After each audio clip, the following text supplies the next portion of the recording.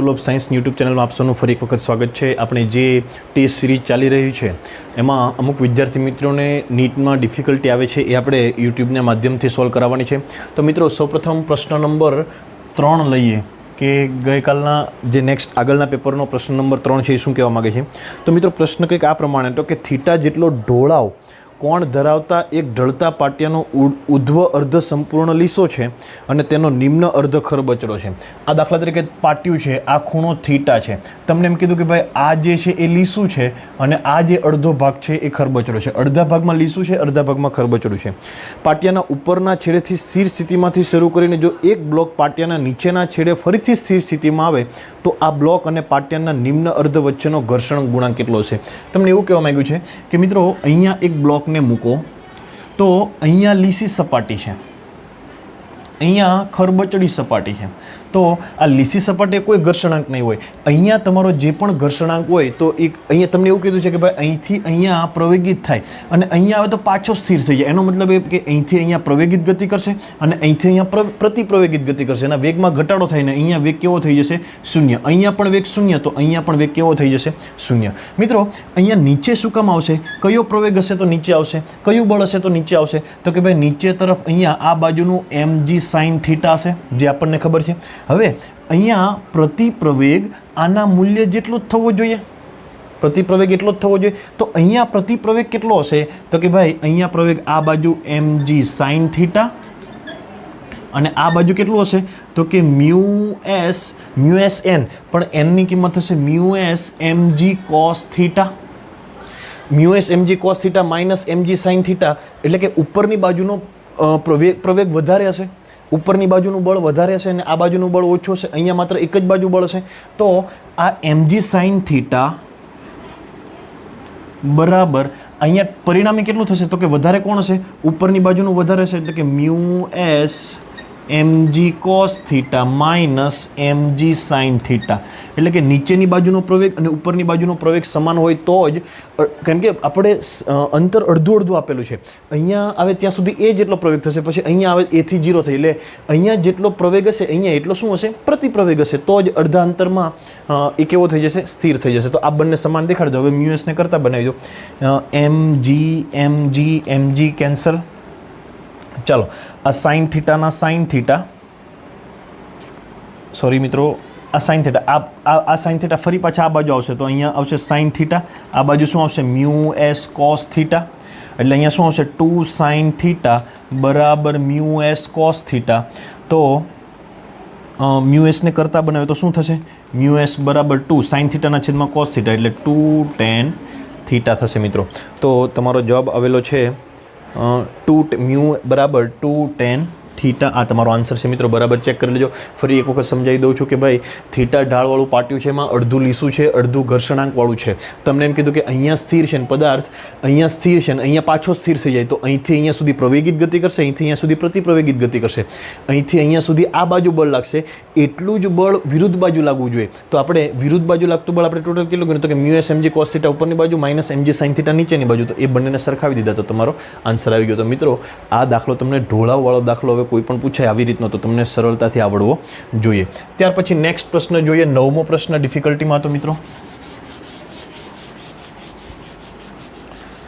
જોઈએ 9મો પ્રશ્ન શું કહેવા માંગે છે।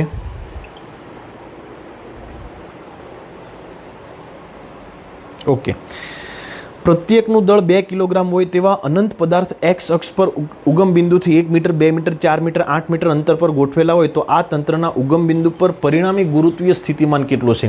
મિત્રો ફરીથી રકમ બરાબર સમજજો। 9મો પ્રશ્ન છે કે ભાઈ આ x અક્ષ છે, અહીંયા ઉગમ બિંદુ છે। હવે ઉગમ બિંદુ પર 1 પર, 2 પર, 3, 4 પર, પછી 8 પર, અહીંયા એક મૂકો, 1 પર, 2 પર, 4 પર, અહીંયા 2 કિલોગ્રામ મૂકું, અહીંયા 2 કિલોગ્રામ મૂકું, અહીંયા 2 કિલોગ્રામ મૂકું, અહીંયા 2 કિલોગ્રામ મૂકું, અહીંયા 2 કિલોગ્રામ મૂકું, 8 પછી 16 આવશે, પછી 32 આવશે, આવી કન્ટિન્યુઅસ દરેક પર 2 કિલોગ્રામ તમે મૂકો, 1, 2, 4, 8, 16, 32, 64 વગેરે પર 2 કિલોગ્રામ મૂકો તો અહીંયા ગુરુત્વીય સ્થિતિમાન કેટલું હશે? મિત્રો ગુરુત્વીય સ્થિતિમાનનું સૂત્ર તમે યાદ કરો કે -gm/r। હવે અહીંયા તો અહીંયા તો પોતાને કારણે તો ગુરુત્વીય સ્થિતિમાન 0 છે, તો આને કારણે થશે, આને કારણે થશે, આને કારણે થશે, આને કારણે અહીંયા ગુરુત્વીય સ્થિતિમાન થશે. ચલો આપણે પરિણામી ગુરુત્વીય સ્થિતિમાન કહીએ તો પહેલાં આને કારણે લખીએ તો કેટલું થશે? -2g/1, કેમ કે આ અંતર 1 થશે. હવે આને કારણે ગણીએ તો શું થશે? -2g/2. હવે આને કારણે ગણીએ તો કેટલું થશે? -2g/4. પછી આને કારણે ગણીએ તો -2g/8 -... ચાલ્યા કરશે. ચાલો આનું સાદું રૂપ આપો તો કોમન શું નીકળી જશે? -2g કોમન નીકળી જશે. અહીંયા શું આવશે? 1/1 પ્લસ 1 માઇનસ કોમન કાઢી નાખે તો 1/1 પ્લસ 1/2 પ્લસ 1/4 પ્લસ 1/8 ... આ દરેકનો ગુણોત્તર સમાન થશે અને સમગુણોત્તર શ્રેણી કહેવાય. કેવી કહેવાય? ગુણોત્તર સમાન થશે, સમગુણોત્તર શ્રેણી. તો આ -2g ના -2g અને અહીંયા સૂત્ર આવશે a/a-r. સમગુણોત્તર શ્રેણીનું સૂત્ર છે મિત્રો, ધોરણ 10માં આવી ગયું તમારે. a એટલે પ્રથમ પદ અને r એટલે ગુણોત્તર. તો અહીંયા શું જવાબ થશે? તો કે ભાઈ -2g એ કેટલું છે? 1. અહીંયા 1 - r કેટલો થશે? તો કે આનો ગુણોત્તર લો, કોઈ પણ બેનો ગુણોત્તર લો, બે ક્રમશઃનો ગુણોત્તર લો. 1/2 એટલે 1/2. ચાલો તો આનો આન્સર શું થશે?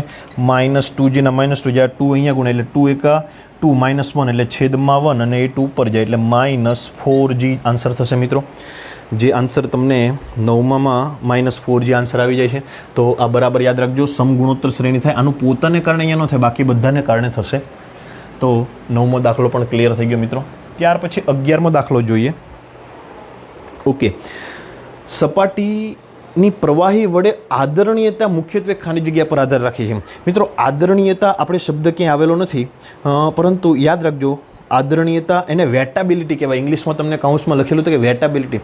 આદરણીયતા એટલે પ્રવાહીનો આપેલા લિક્વિડનો તમારી જે પણ સપાટી છે, કેસ નળી હશે તો કેસ નળી એની સાથે ચોંટી રહેવાની કેટલી સંભાવના છે, તો એની સાથે ચોંટશે કે પ્રસરણ થઈ જશે એનો આધાર મુખ્યત્વે શેના પર રહેલો છે? તો કે ભાઈ સંપર્ક કોણ કેટલો છે, લઘુ કોણ છે, ગુરુ કોણ છે.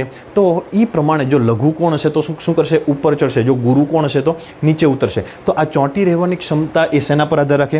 તો કે મિત્રો એ આધાર રાખશે સપાટી અને પ્રવાહી વચ્ચેના સંપર્ક કોણ પર. આદરણીયતા એટલે કે ઉપર ચડવું અથવા તો નીચે ઉતરવું અથવા તો ચોંટી રહેવાનો ગુણધર્મ એને આદરણીયતા કહીશું. 11મો પ્રશ્ન પણ ક્લિયર થઈ ગયો. ત્યાર પછી 15મો પ્રશ્ન જોવાનો છે મિત્રો. ઓકે, બોર્ડની જરૂર પડશે 15મા પ્રશ્ન માટે.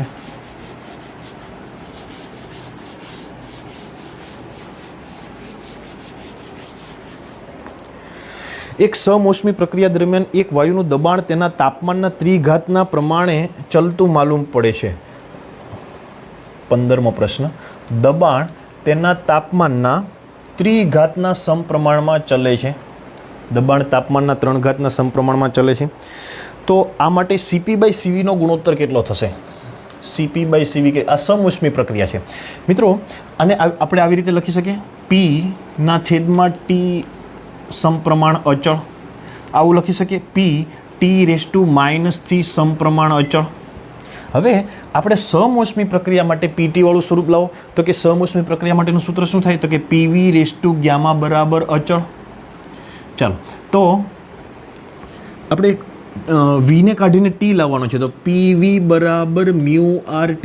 તો V બરાબર μRT/P.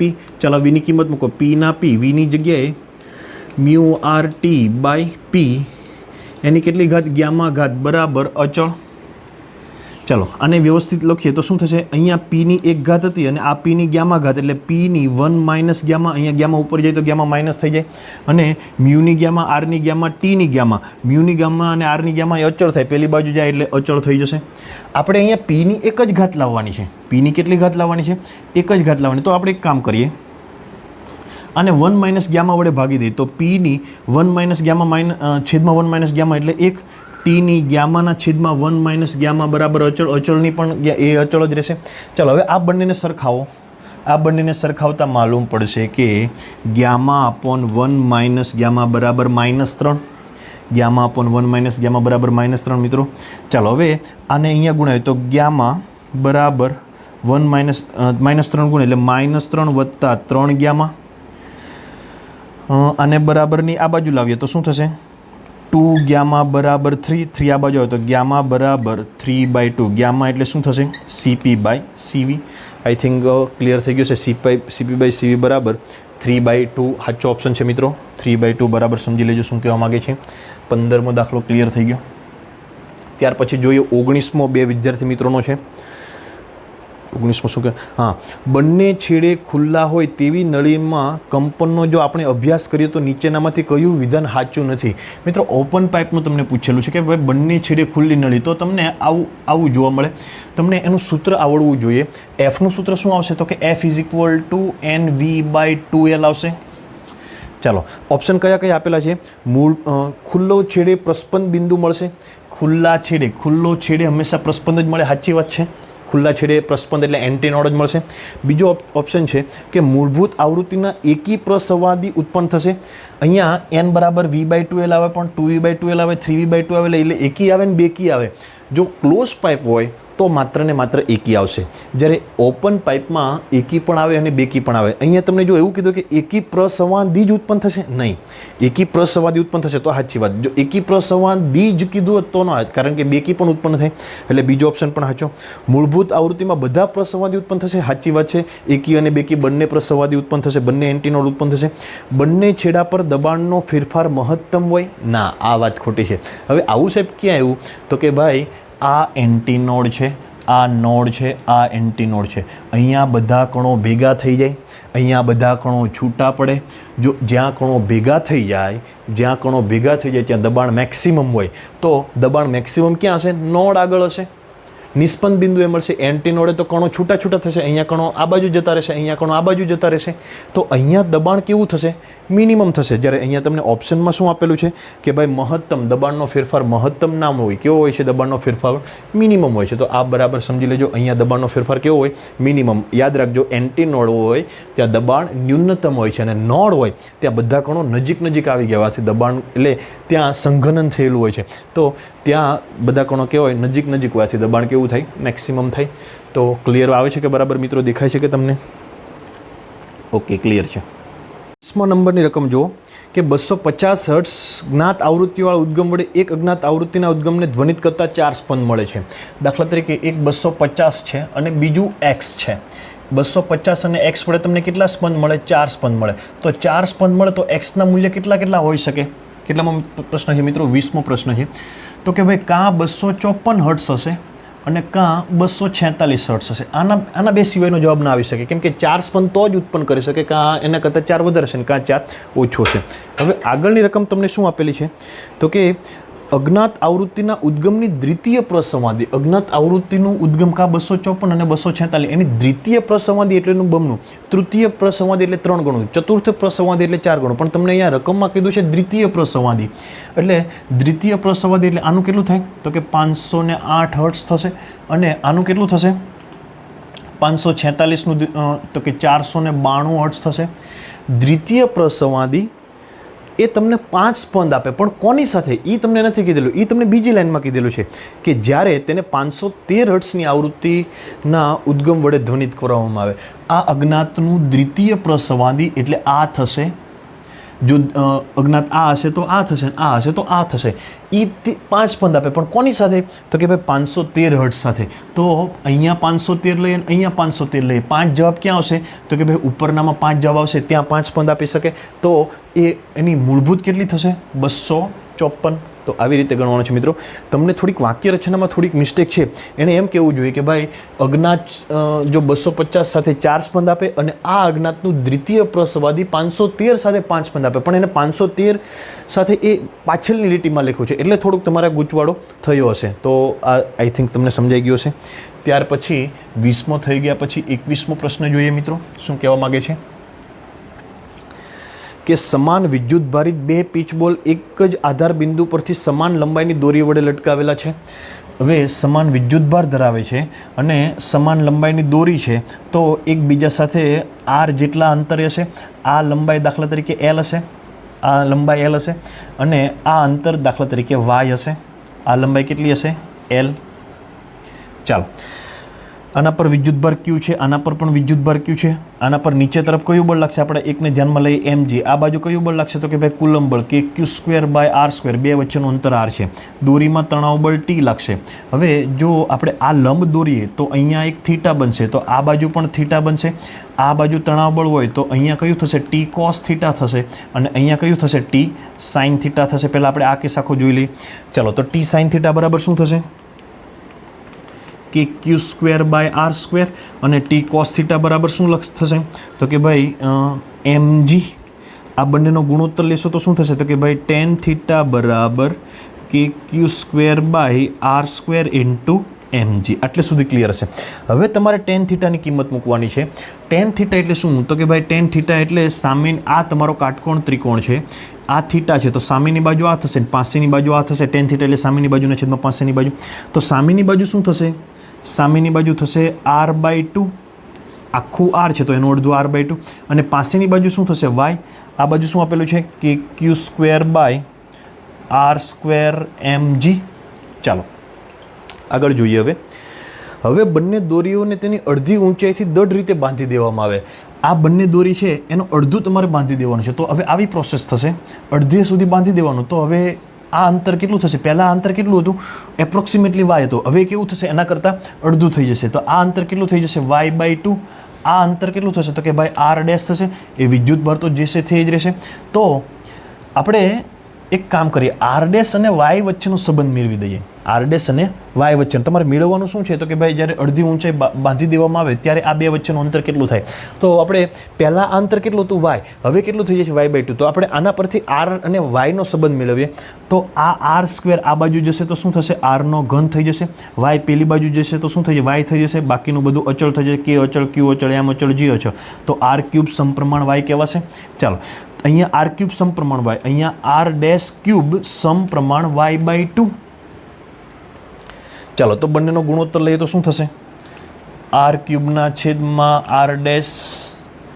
બરાબર y/2, y કેન્સલ, r³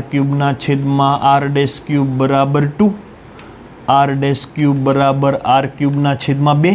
તો જવાબ શું આવશે તો કે r' અહીંયા r બંને બાજુ ઘનમૂળ લ્યો તો અહીંયા 2નું શું આવશે, ઘનમૂળ.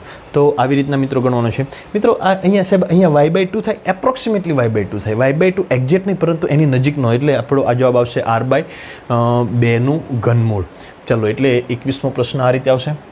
આ પ્રશ્ન મિત્રો ઘણી બધી વખત આપણે પૂછાઈ ગયેલો છે અને આપણા જે તમને નીટનું દર્પણ આપેલું છે એની અંદર પણ આપેલો છે.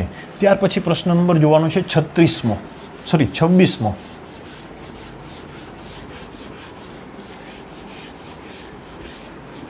તમને આમની PDF મોકલી જ દીધી છે, એમ છતાં પણ તમને સમજ ના પડે તો અહીંયા બરાબર ધ્યાન આપી દેજો.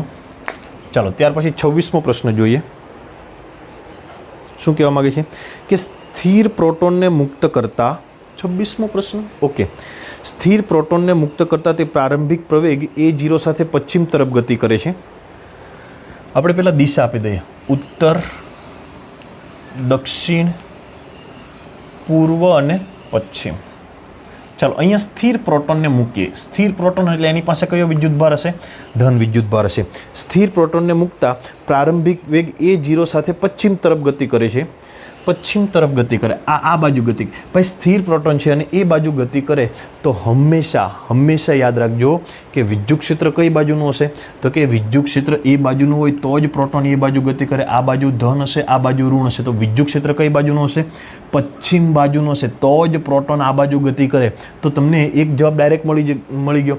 તમારે મેળવવાનું શું છે તો કે વિદ્યુત ક્ષેત્ર અને ચુંબકીય ક્ષેત્ર કઈ બાજુ હશે તો કે ભાઈ સ્થિર પ્રોટોનને તમે મુક્ત કરો ને એ પશ્ચિમ બાજુ જાય તો વિદ્યુત ક્ષેત્ર પશ્ચિમ બાજુનું જ હોય. અને જો ઇલેક્ટ્રોન હોય ને એ પશ્ચિમ બાજુ જતો હોય તો વિદ્યુત ક્ષેત્ર કઈ બાજુનું છે, પૂર્વ બાજુનું છે. તો આપણું વિદ્યુત ક્ષેત્ર કઈ બાજુનું છે, પશ્ચિમ બાજુનું છે. એટલે તમારે ડાયરેક્ટ એના પરથી તમને આન્સર ખબર પડી જશે. જ્યારે તે v0 જેટલી ઝડપથી ઉપર તરફ પ્રક્ષિપ્ત કરવામાં આવે, જ્યારે ઉપર તરફ પ્રક્ષિપ્ત કરવામાં આવે v0 જેટલી ઝડપથી, ત્યારે એ 3a0 જેટલા પ્રારંભિક પ્રવેગથી પશ્ચિમ તરફ જાય. હવે જ્યારે સ્થિર હતો ત્યારે પશ્ચિમ તરફ જતો, એના પરથી આપણે કહી દીધું કે વિદ્યુત ક્ષેત્ર એ પશ્ચિમ તરફ છે. હવે જ્યારે v0 જેટલી ઝડપથી ઉપર તરફ ફેંકવામાં આવે ત્યારે એ 3a0 જેટલા પ્રવેગથી પશ્ચિમ તરફ જાય. તો બળ કઈ બાજુ, તો આપણે તો ચુંબકીય ક્ષેત્ર કઈ બાજુ હશે? તો કે ભાઈ ચુંબકીય ક્ષેત્ર હંમેશા કઈ બાજુ હોય? તો કે તમારે આંગળી પહેલાંથી, આપણું સૂત્ર છે F = Q V × B ચુંબકીય ક્ષેત્રનું. તમારે વીથી બી બાજુ આંગળી ફેરવવાની, તો અંગૂઠો તમને F બળની દિશા. પણ આપણને અહીંયા અંગૂઠો ખબર છે, અંગૂઠો કઈ બાજુ છે? આ બાજુ છે, પશ્ચિમ બાજુ છે. અને આંગળી ક્યાંથી ફેરવવાની છે? તો કે ભાઈ વીથી બી તરફ. વી તમારું ઉપર તરફ છે, અંગૂઠો આ બાજુ છે. તો આપણે અંગૂઠો આ બાજુ ક્યારે મળશે? જ્યારે તમે આ બાજુ આંગળી ફેરવશો. તો આ બાજુ એટલે કઈ બાજુ થશે? અંદરની બાજુ થશે, અંદરની બાજુ થશે, નીચેની બાજુ થશે. તો બી કઈ બાજુ હશે? તમે વીથી બી આંગળી ફેરવશો તો આ બાજુ આવશે. તો આપણને પહેલાં કહી દીધું છે કે જ્યારે તમે એને v0 જેટલા પ્રવેગથી ઉત્તર તરફ ફેંકો ત્યારે એ 3a0 જેટલા પ્રવેગથી પશ્ચિમ તરફ જાય છે. તો ચુંબકીય ક્ષેત્ર કઈ બાજુ હશે? અંદરની બાજુ હશે. મિત્રો કઈ બાજુ હશે? નીચેની બાજુ હશે. એટલે તમારો આન્સર કયો આવશે? તો કે ભાઈ વિદ્યુત ક્ષેત્ર છે પશ્ચિમ તરફ અને ચુંબકીય ક્ષેત્ર છે એ અંદરની બાજુ એટલે કે નીચેની બાજુ હશે. તો એવો એક જ ઓપ્શન છે બી. આપણને મૂલ્ય સાથે કોઈ લેવા દેવા નથી. જો મૂલ્ય કહીએ તો F = Q, F = ma બરાબર QE એ જેટલો પ્રવેગ આપી દીધો છે ને અહીંયા F = ma અને QVB એના પરથી પણ તમને મળી જશે. તો આ એકદમ સિમ્પલ પ્રશ્ન હતો મિત્રો, ખાલી દિશા નક્કી કરવા માટેનો. ત્યાર પછી 36મો પ્રશ્ન જોઈએ. શું કહેવા માગે છે 36મો પ્રશ્ન? સમાન ઉર્જા E વાળા ઇલેક્ટ્રોનની તરંગ લંબાઈ લેમ્બડા E અને પ્રોટોનની તરંગ લંબાઈ લેમ્બડા P છે. મિત્રો અહીંયા રકમમાં મિસ્ટેક છે. 36મો પ્રશ્ન છે ગ્રેસિંગ થશે. 36મો પ્રશ્ન ગ્રેસિંગ થશે, કેમ કે પ્રોટોનની તરંગ લંબાઈ નહીં, ત્યાં ફોટોનની તરંગ લંબાઈ હોવી જોઈએ. ફોટોનની તરંગ લંબાઈ લેમ્બડા P હોવી જોઈએ, પ્રોટોનની નહીં ચાલે. બંનેની ઉર્જા કેવી છે? સમાન. તો ઇલેક્ટ્રોનની તરંગ લંબાઈનું સૂત્ર શું થશે? તો કે દ બ્રોગલી તરંગ લંબાઈ લખો ઇલેક્ટ્રોનની. Lambda = h/√2me. અહીંયા E ની જગ્યાએ EV પણ આવી શકે, 1/2 mv² પણ આપી શકે. કોના માટે? ઇલેક્ટ્રોન માટે. ત્યાર પછી પ્રોટોનની જગ્યાએ ફોટોનની લેમ્બડા P કહો એને, તો ફોટોનની ઉર્જાનું સૂત્ર શું થાય? E = hf. આપણે ઉર્જા E જ લેવાની છે, તો E = hc/લેમ્બડા. તો લેમ્બડા E શું થશે? લેમ્બડા E hc/E થશે. તો હવે આ બંનેની સરખામણી કરો તમે, તો આ લેમ્બડા P સમપ્રમાણ 1/E થશે અને અહીંયા લેમ્બડા E સમપ્રમાણ 1/√E થશે. તો તમારે આ બંનેની સરખામણી કરવી હોય તો આનો શું કરવું પડશે? વર્ગ કરવો પડશે. Lambda E² 1/E. ચાલો, તો આ બંને સરખા, તો આ બંને પણ સમપ્રમાણ, તો શું થશે? લેમ્બડા P સમપ્રમાણ લેમ્બડા E². પરંતુ મિત્રો રકમમાં ભૂલ છે, તમને પ્રોટોન આપેલું છે. પ્રોટોનની જગ્યાએ શું હોવું જોઈએ? ફોટોન હોવું જોઈએ, તો જ આ તમારું ગણતરી કરી શકાય. તો આ પ્રશ્ન કેટલામાં હતો મિત્રો? 36મો પ્રશ્ન હતો. આઈ થિંક ગ્રેસિંગ ક્લિયર થઈ ગયો તમને. મિત્રો કોઈ પણ કણ હોય તો તમારે ઉર્જાનું સૂત્ર આવશે. ઇલેક્ટ્રોન હોય, પ્રોટોન હોય, ગમે તે હોય, આલ્ફા કણ હોય તો તમારું લેમ્બડાનું સૂત્ર આવશે. અને જો ફોટોન હોય તો જ તમારું ઉર્જાનું સૂત્ર આવશે hc/E. આની દ બ્રોગલી તરંગ લંબાઈ મળે અને આને તરંગની તરંગ લંબાઈ મળે. યાદ રાખજો, આની તરંગની તરંગ લંબાઈ મળશે અને પહેલાંની દ બ્રોગલી કણ સ્વરૂપે વર્તન કરે એની તરંગ લંબાઈ તમને મળશે. જો ફોટોનની પાછી કહીએ તો તમારે પાછું આ સૂત્ર લખવાનું. ફોટોનની દ બ્રોગલી તરંગ લંબાઈ કહીએ તો, અને સાદી તરંગ લંબાઈ કહીએ તો hc/E. E = hf પરથી. ચાલો, ત્યાર પછી 37મા પ્રશ્ન તરફ આગળ વધીએ મિત્રો. એક સમબહિર્ગોળ લેન્સ, અહીંયા પણ મિત્રો રકમમાં થોડીક મિસ્ટેક છે. મિસ્ટેક ના કહી શકાય, પરંતુ અહીંયા સમતલ બહિર્ગોળ, અહીંયા સમતલનો મતલબ એને સમ કરેલો છે. એક સમતલ બહિર્ગોળ લેન્સ અને એક સમ અંતર્ગોળ લેન્સ બરોબર બેસે છે. તો સમનો તમારે અર્થ શું કાઢવાનો છે? સમતલ કાઢવાનો છે. સમ બહિર્ગોળ લેન્સ, તો આ સમ બહિર્ગોળ લેન્સ છે, સમતલ એ બહિર્ગોળ લેન્સ છે. અને બીજો સમ અંતર્ગોળ લેન્સ, અને એ બંને એકબીજાની અંદર બેસે છે. તો આ બહિર્ગોળ લેન્સ થયો, આ સમતલ અંતર્ગોળ લેન્સ થયો. એ આવી રીતે બેસે તો જ એકબીજાની અંદર બંધ બેસે એવું કહી શકાય. એમના વક્રી ભવનાંકો μ1 અને μ2 છે. આનો વક્રી ભવનાંક μ1 છે, આનો વક્રી ભવનાંક μ2 છે. ભિન્ન પદાર્થોના બનેલા હોય તો તેમની વક્ર સપાટીની વક્રતા ત્રિજ્યા r હોય તો સંયુક્ત કેન્દ્ર લંબાઈ કેટલી? આની વક્રતા ત્રિજ્યા કેટલી છે? r. તો ચાલો પહેલાં આપણે આની કેન્દ્ર લંબાઈ મેળવી દઈએ મિત્રો. μ1, તો 1/f = μ1 - 1 1/r1. r1 એટલે આ સપાટી, r1 ની કેટલું થશે? ઇન્ફાઇનાઇટ. -1/r2 -1 એકના છેદમાં ઇન્ફાઇનાઇટ એટલે 0 એટલે R1 લખવાની જરૂર નથી. સૂત્ર લેન્સ મેકર ફોર્મ્યુલાનું આવું થશે 1/f =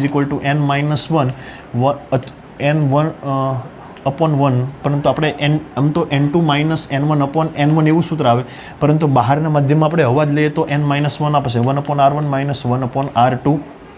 ચાલો, તો 1/r1 આની ત્રિજ્યા અનંત થશે એટલે એકના છેદમાં ઇન્ફાઇનાઇટ એટલે 0 -1/r2 માઇનસના માઇનસ. હવે R2 છે એ તમારું આ બાજુ થશે, એ બાજુ એટલે માઇનસ આવશે. આ બાજુનું આપણે અહીંયા વાત કરતા હતા, આ બાજુનું R કેવું આવશે? માઇનસ આવશે એટલે માઇનસ પ્લસ R થશે. તો 1/f બરાબર શું થશે? તો કે μ1 - 1/r.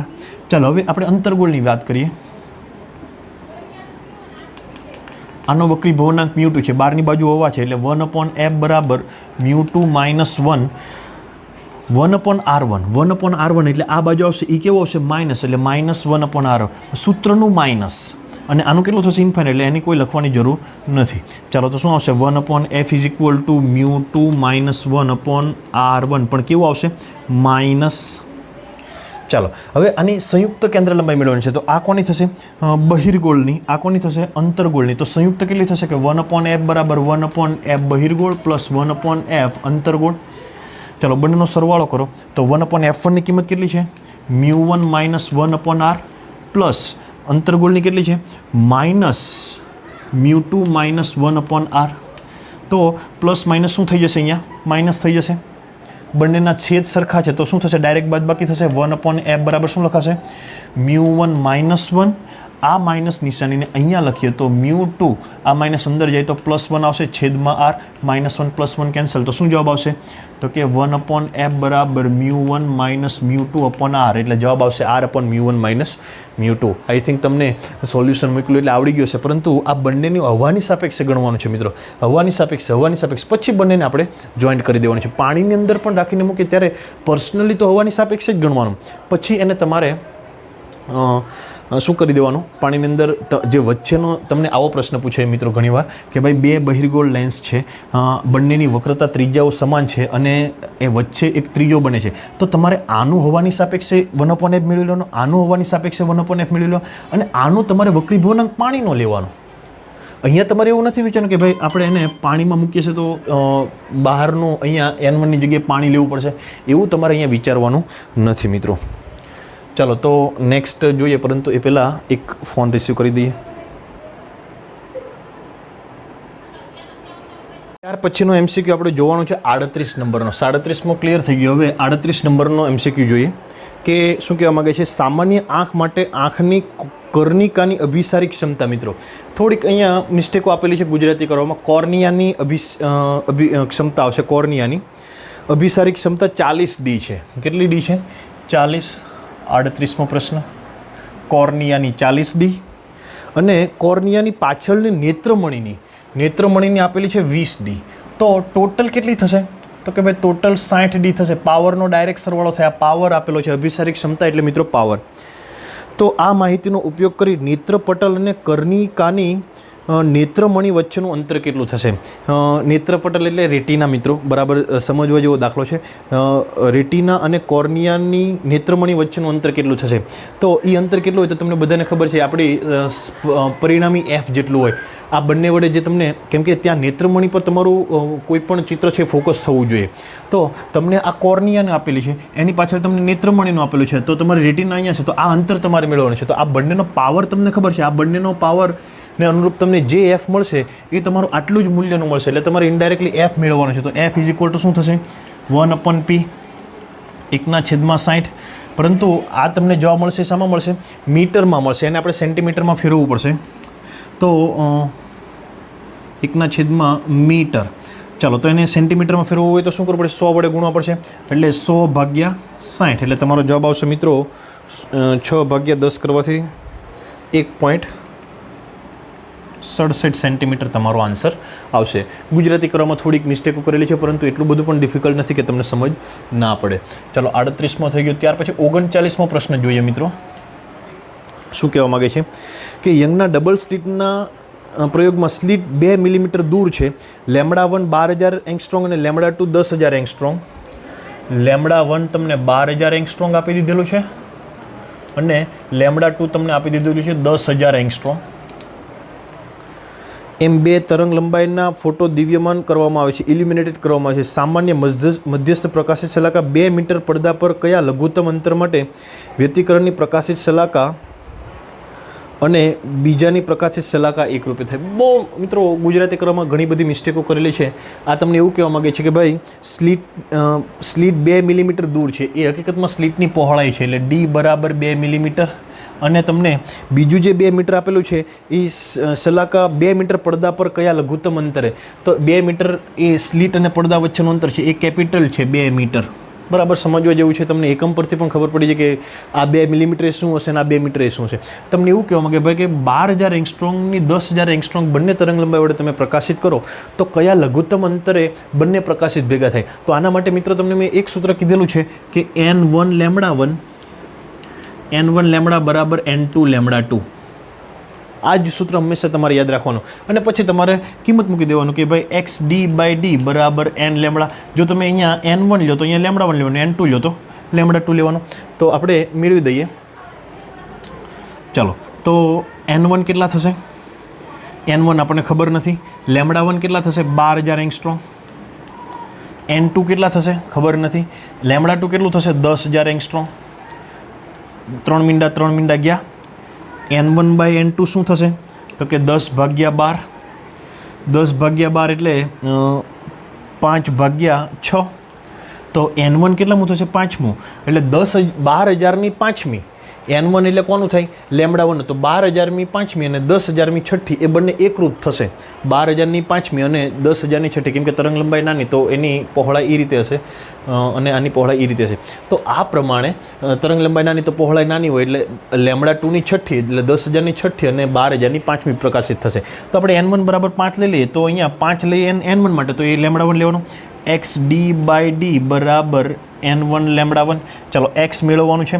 સ્મોલ ડી તમને 2 મિલીમીટર આપેલા, 2 ગુણ્યા 10⁻³ કેપિટલ ડી 2 મીટર આપેલા છે. n1 એટલે 5 અને લેમડા 1 એટલે 12,000 એંગસ્ટ્રોમ. તો તમે ગણતરી કરશો તો તમને ડાયરેક્ટ મિત્રો જવાબ મળી જશે. આ દાખલો ઘણી બધી વખત પૂછાઈ ગયેલો છે. તમને એમ કે ભાઈ 12,000ની આટલી ને 10,000ની આટલી કેટલા લઘુત્તમ અંતરે ભેગી થાય? તો તમારે હંમેશા આ સૂત્ર મૂકવાનું. અહીંયા તમે n2 લેમડા 2 લખી શકો. તો n2 લખશો તો તમારે n2 કેટલામાં? 6ઠ્ઠું અને લેમડા 2 તમારે કેટલું મૂકવાનું થશે? 10,000 મૂકવાનું થશે. તો આ પ્રમાણે તમે ગણતરી કરી શકો. તો 39મો પ્રશ્ન પણ મિત્રો આઈ થિંક ક્લિયર થઈ ગયો છે. હવે 40મો પ્રશ્ન જોઈએ. ઝડપથી ગતિ કરતા ઇલેક્ટ્રોન્સના એક સમાંતર કિરણપુંજને એક પાતળી સ્લીટ પર લંબરૂપે આપાત કરવામાં આવે છે. આ સ્લીટથી દૂરના અંતરે એક પ્રસ્ફુરણ પડદો છે. જો ઇલેક્ટ્રોનની ઝડપ વધારવામાં આવે તો નીચેનામાંથી કયું વિધાન સાચું છે? વિવર્તન બાદ દેખાશે નહીં અને મધ્યસ્થ અધિકતમમાં શું ફેરફાર થશે? એના ઓપ્શનો છે મિત્રો. હવે વિવર્તનનું મિત્રો તમને ખબર હોય કે વિવર્તન છે એ થીટા પર આધાર રાખે અને theta is equal to lambda by D. Theta is equal to lambda by D બરાબર યાદ રાખજો. અને ઇલેક્ટ્રોનનું જો તમે તરંગ લંબાઈ વધશે તો થીટા વધશે તો કોણી પહોળાઈ વધશે. જો તરંગ લંબાઈ ઘટશે તો થીટા ઘટશે તો કોણી પહોળાઈ ઘટશે. હવે તમને એમ કીધું છે કે શું કરવાનું છે? ઇલેક્ટ્રોનની ઝડપ વધારવાની છે. તો ઇલેક્ટ્રોન માટે લેમડા કેટલું થશે? તો કે લેમડા એ ઇલેક્ટ્રોનની દ બ્રોગલી તરંગ લંબાઈ જ આવે. તો એનું સૂત્ર શું થાય? તો કે lambda is equal two 1/√2m 1/2 mv². 2m કે આવે. તો વેગ વધારશો તો તરંગ લંબાઈ શું થશે? ઘટશે. વેગ વધારશો તો તરંગ લંબાઈ ઘટશે. તરંગ લંબાઈ ઘટશે તો થીટા ઘટશે. થીટા ઘટશે તો કોણી પહોળાઈ ઘટશે.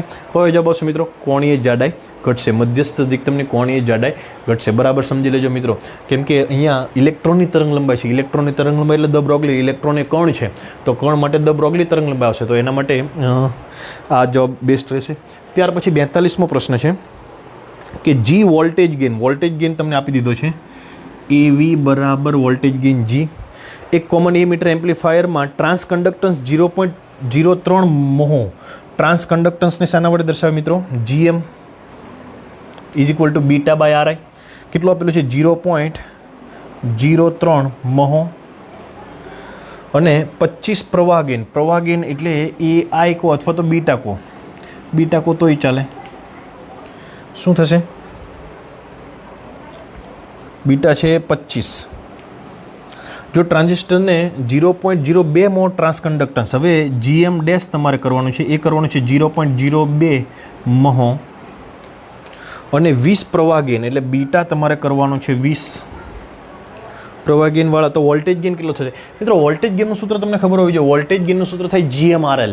એ એવી વોલ્ટેજ ગેઇન એવી ઇઝ ઇક્વલ ટુ GMRL. તો આમાં RL આપણે આ બીટા પ્રવાહ ગેઇનનું કંઈ કામ જ નથી. પ્રવાહ ગેઇન એ વોલ્ટેજ ગેઇન પર આધાર જ નથી, GM પર જ આધાર રાખશે ડાયરેક્ટ, કેમ કે RL તો અચળ હશે. તો AV1 છેદમાં AV2 બરાબર GM1 છેદમાં GM2. ચાલો AV1 કેટલું છે? તો કે ભાઈ AV1 એ પહેલાં G છે, AV2 કેટલું છે એ તમારે મેળવવાનું છે.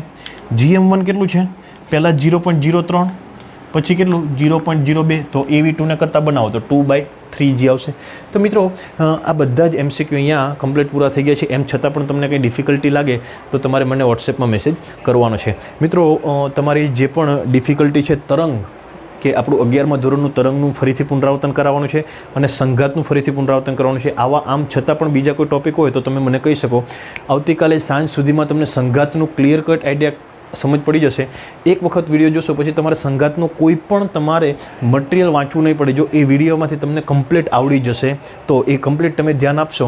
નેક્સ્ટ આપણો આવતીકાલનો જે સેશન હશે એ સંઘાત માટેનો છે. સંઘાતનું સંપૂર્ણપણે આપણે આવરી લેવાનું છે. જેટલા પણ સમયનો વિડીયો થાય તમારે ફરજિયાત જોવાનો છે મિત્રો. કોઈ પણ વિદ્યાર્થી છૂકે નહીં, કેમ કે સંઘાતનો નીટની પરીક્ષામાં એક પ્રશ્ન હોય અને હોય જ. તમે અત્યાર સુધીની જે ટેસ્ટ આપી છે, જે પણ પૂરા ટેસ્ટ આપ્યું છે, એમાં એક તો સંઘાતનો પ્રશ્ન આવે છે. એટલા માટે આપણે સંઘાતનું આપણે કાલે માસ્ટર લેક્ચર મૂકવાનો છે કે એમાંથી કે એના બહારનું કંઈ જ ના આવી શકે એવો એક લેક્ચર આપણે સંઘાતનો આવતીકાલે જોઈશું. ધન્યવાદ મિત્રો.